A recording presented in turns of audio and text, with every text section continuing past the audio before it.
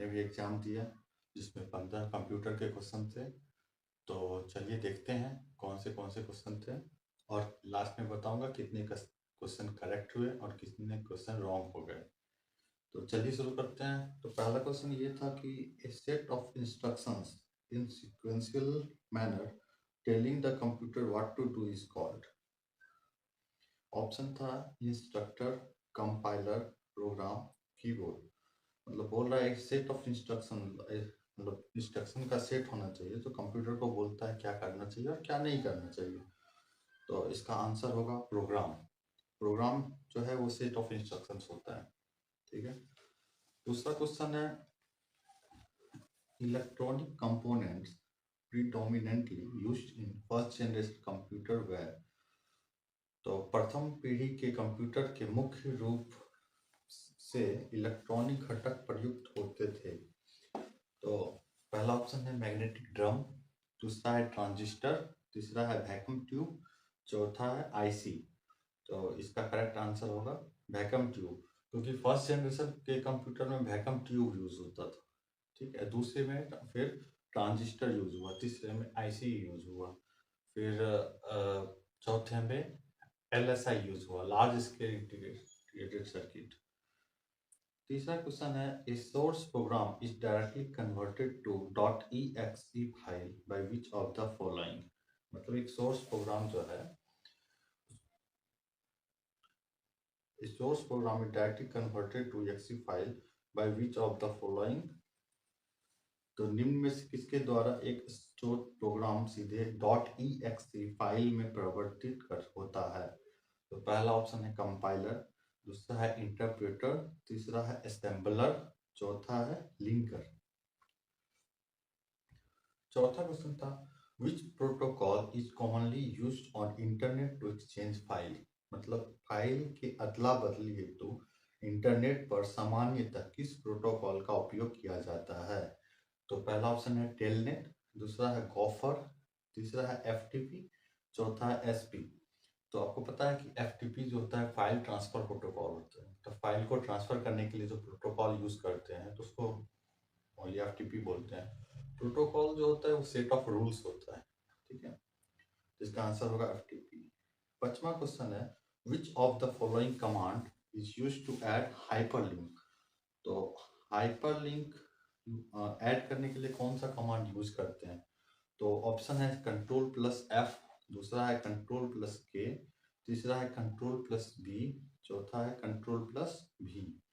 तो इसका आंसर होगा कि Ctrl+K। यदि हम Ctrl+K यूज करते हैं तो आप हाइपरलिंक दे सकते हैं। हाइपरलिंक एक मतलब ब्लू कलर का आता है जिसको किसी भी पेज में हम ऐड करते हैं। यदि उस पर हम क्लिक करते हैं तो उसके बारे में डिटेल्स आता है जो कि पेज में नहीं लिखा होता है। उसको लिंक को क्लिक करेंगे तो वो पेज पे दूसरा पेज खुलता है और उसमें पूरा डिटेल होता है। तो उसी को बोलते हैं हाइपरलिंक।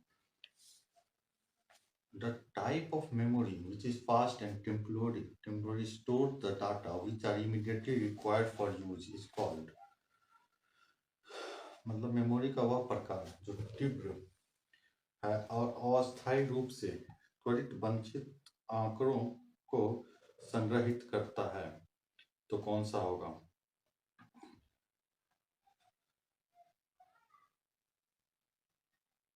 तो पहला ऑप्शन है HDD, दूसरा है रोम, तीसरा है रैम और है SSD। तो ऐसा मेमोरी का वह प्रकार जो तीव्र है और अस्थायी रूप से त्वरित वांछित आंकड़ों को संग्रहित करता है। नेक्स्ट क्वेश्चन है a web page is primarily written in the language. एक वेब पेज मुख्यतः डैश भाषा में लिखा जाता है। तो पहला ऑप्शन है C++, दूसरा है पाइथन, तीसरा है HTML, चौथा है जावा। तो एक वेब पेज को किससे लिखते हैं तो इसका आंसर होगा HTML, hyper text markup language. HTML का फुल फॉर्म होता है हाइपर टेक्स्ट मार्कअप लैंग्वेज। अच्छा नेक्स्ट क्वेश्चन देखते हैं। A web page has an address associated with it. This address is known as। Her web page के साथ एक पता जुड़ा होता है, इस पते को क्या बोलते हैं। ऑप्शन है URL, दूसरा है IP, तीसरा है TCP, चौथा है ब्राउज़र। तो URL का फुल फॉर्म होता है यूनिफॉर्म रिसोर्स लोकेटर। आईपी का फुल फॉर्म होता है इंटरनेट प्रोटोकॉल। टीसीपी का full form transmission control protocol. तो इनमें से कौन सा होगा? तो यूआरएल होगा, क्योंकि उस यूआरएल का फुल फॉर्म बता चुका हूँ, uniform resource locator. Next question है, a popular protocol for sending email is. तो ईमेल भेजने के लिए एक लोकप्रिय प्रोटोकॉल है। कौन सा प्रोटोकॉल है ईमेल भेजने के लिए? तो टीसीपी। टीसीपी ऑप्शन है पहला, सुनिए, टीसीपी। टीसीपी का full form transmission control protocol.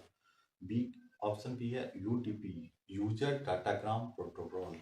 SMTP, sending mail transfer protocol. HTML, hypertext markup language, जिसका आंसर हो जाएगा एसएमटीपी। ठीक है। नेक्स्ट क्वेश्चन है, MAC address. MAC address is dash bit long. MAC address कितने बिट का होता है? पहला ऑप्शन है 24, दूसरा है 48, तीसरा है 124, चौथा है 64। तो इसका ऑप्शन होगा 48 बिट। ठीक है।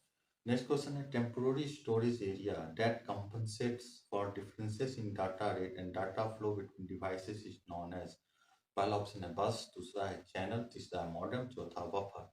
आंसर इसका होगा बफर। अस्थायी भंडारण क्षेत्र जो उपकरणों के बीच डेटा दर और डेटा प्रवाह के अंतर की भरपाई करता है, वह कहलाता है। तो क्या होगा? बफर। अच्छा, अब नेक्स्ट क्वेश्चन देखते हैं। FTP stands for. एफटीपी का तात्पर्य है, तो एफटीपी का तात्पर्य क्या है? पहला ऑप्शन है फोल्डर टेक्स्ट प्रोटोकॉल, ना, ये तो नहीं होगा। दूसरा है फाइल ट्रांसफर पुश, नहीं। पी फॉर प्रोटोकॉल, ये तो पता है। तीसरा है फिक्स्ड टर्मिनोलॉजी प्लेसमेंट, ये भी नहीं होगा। चौथा ऑप्शन है फाइल ट्रांसफर प्रोटोकॉल, तो ये सही ऑप्शन है कि एफटीपी का फुल फॉर्म होता है फाइल ट्रांसफर प्रोटोकॉल। ये जो है फाइल ट्रांसफर करने में हेल्प करता है। नेक्स्ट क्वेश्चन है, all the deleted files go to. मतलब डिलीटेड फाइल, सभी डिलीट की हुई फाइलें निम्न में कहाँ जाती हैं? पहला ऑप्शन है रिसाइकल बिन, दूसरा है टास्क बार, तीसरा है टूल बार, चौथा है माई कंप्यूटर। तो किस में जाती है? रिसाइकल बिन में जाती है। तो डिलीट, जैसे भी फाइल हमको भी डिलीट करते हैं तो वो सबसे पहले रिसाइकल बिन में जाती है। नेक्स्ट क्वेश्चन है, which of the following is not an operating system. मतलब इनमें से कौन सा ऑपरेटिंग सिस्टम नहीं है? पहला ऑप्शन है डॉस, दूसरा है यूनिक्स, तीसरा है लाइनक्स, चौथा एमएस ऑफिस। तो ये तो कंफर्म हो गए। डॉस है डिस्क ऑपरेटिंग सिस्टम, ये ऑपरेटिंग सिस्टम, ये यूनिक्स भी ऑपरेटिंग सिस्टम है, लाइनक्स भी ऑपरेटिंग सिस्टम है। एमएस ऑफिस जो है वो एप्लीकेशन सॉफ्टवेयर। ठीक है, एमएस ऑफिस को हम एप्लीकेशन सॉफ्टवेयर बोल सकते हैं, तो ऑपरेटिंग सिस्टम नहीं है। अब है the process of switching from one open window to another is called. मतलब एक ओपन विंडो से दूसरे ओपन विंडो में स्विच करने की प्रक्रिया को क्या कहते हैं? तो पहला ऑप्शन है टास्क स्विचिंग, दूसरा है सिस्टम कॉल, तीसरा है मूविंग, चौथा है नन ऑफ दिस।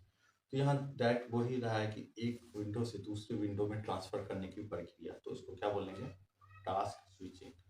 तो ये 15 क्वेश्चन जो थे वो कंप्यूटर से पूछे गए। ठीक है। अब कुछ देख लेते हैं साइंस के क्वेश्चन और जीके जीएस के क्वेश्चन। ठीक है। पहला क्वेश्चन था, the loudness of sound depends upon the. ध्वनि की प्रबलता निर्भर करती है velocity of sound wave in the medium, amplitude of sound waves, frequency of sound waves, frequency and velocity of the sound waves. मतलब माध्यम में ध्वनि तरंगों के वेग पर, ध्वनि तरंगों के आयाम पर, ध्वनि तरंगों की आवृत्ति पर, ध्वनि तरंगों की आवृत्ति और वेग पर। तो इसमें क्या होगा? एम्पलीट्यूड होगा। ठीक है। अच्छा, यहाँ पे क्या है? The absolute zero temperature is 0 kelvin. ठीक है। In degree Celsius unit which one of the following is absolute zero temperature. मतलब एब्सोल्यूट जीरो टेम्परेचर जो है 0 केल्विन को बोलते हैं। तो उसको सेल्सियस में बदलने के लिए कौन सा यूज होगा? तो पहला ऑप्शन है 0 डिग्री सेल्सियस, दूसरा है -100 डिग्री सेल्सियस, तीसरा है -273.15 डिग्री सेल्सियस, चौथा है -173.15 डिग्री सेल्सियस। तो इसका आंसर तो आपको पता है कि केल्विन चेंज करने में क्या होता है। ठीक है। सो नेक्स्ट क्वेश्चन है, brine is an aqueous solution of. लवण जल, ब्राइन किसका जलीय विलयन है? तो इसका आंसर क्या होगा? पहला ऑप्शन है NaCl, दूसरा है NaOH, तीसरा है NaSCO3, चौथा है Na2CO3।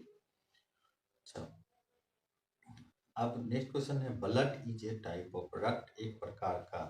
उसके बाद ऑप्शन है epithelial tissue, muscular tissue, nervous tissue and connective tissue. तो ये उपकला उत्तक है, पेशी उत्तक है, तंत्रिका उत्तक है, संयोजी उत्तक है। तो ब्लड जो है वो कनेक्टिव टिश्यू होता है, ब्लड जो एक प्रकार का कनेक्टिव टिश्यू होता है। ठीक है, अच्छा, अब देखिए lub dub sound is produced due to action of. ठीक है, लबडब साउंड जो है वो किसके एक्शन, किस लबडब ध्वनि किसकी क्रिया के कारण उत्पन्न होती है? पहला है लार्ज इंटेस्टाइन, दूसरा है लंग्स, तीसरा है हार्ट, चौथा है इसोफेगस। बड़ी आंत, फेफड़े, हृदय और ग्रासनली। इसका आंसर तो आपको पता है कि इसका हार्ट होगा। हार्ट जो है हृदय के कारण जो है लबडब साउंड होता है। Who was the education minister in the first cabinet of independent India? मतलब कौन कौन था first education minister independent India, स्वतंत्र भारत के प्रथम मंत्रिमंडल में शिक्षा मंत्री कौन थे? ऑप्शन है सर्वपल्ली राधाकृष्णन, दूसरा है सरदार वल्लभ भाई पटेल, तीसरा है मौलाना अबुल कलाम आजाद, चौथा है आचार्य नरेंद्र देव। नेक्स्ट क्वेश्चन है which one of the following associations was found in London by दादा भाई नेरोजी in 1866। मतलब वर्ष 1866 में दादा भाई नेरोजी द्वारा लंदन में निम्नलिखित में से कौन सा संस्था की स्थापना की गई? ऑप्शन है the Bengal British India society, the East India association, the British Indian association, the Madras native association. ठीक है, तो इसका क्या आंसर हो जाएगा? इसका होगा द ईस्ट इंडिया एसोसिएशन। 1866 में दादा भाई नेरोजी ने ईस्ट इंडिया एसोसिएशन की स्थापना किया था। ठीक है, अब है next question who is presently the secretary general of united nation organization? UNA का सेक्रेटरी जनरल कौन है? एंटोनियो गुटेरस, दूसरा है अमीना जे मोहम्मद, तीसरा है डेनिस फ्रांसिस, चौथा है नन ऑफ दिस। इसका आंसर होगा एंटोनियो गुटेरस।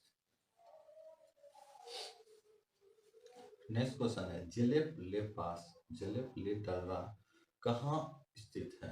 पहला ऑप्शन है पंजाब हिमालय, दूसरा है सिक्किम हिमालय, तीसरा है कुमाऊन हिमालय, चौथा है कश्मीर हिमालय। नेक्स्ट क्वेश्चन है which one of the following is the coral group of island in India? तो पहला ऑप्शन है निम्नलिखित में कौन सा एक भारत का प्रवाल द्वीप समूह है? तो पहला ऑप्शन है अंडमान, दूसरा है निकोबार, तीसरा है बैरन, तो चौथा है लक्षद्वीप। नेक्स्ट क्वेश्चन है which one among the following is not a fundamental right under the constitution of India? मतलब भारत के संविधान के अंतर्गत निम्नलिखित में से कौन सा एक मौलिक अधिकार नहीं है?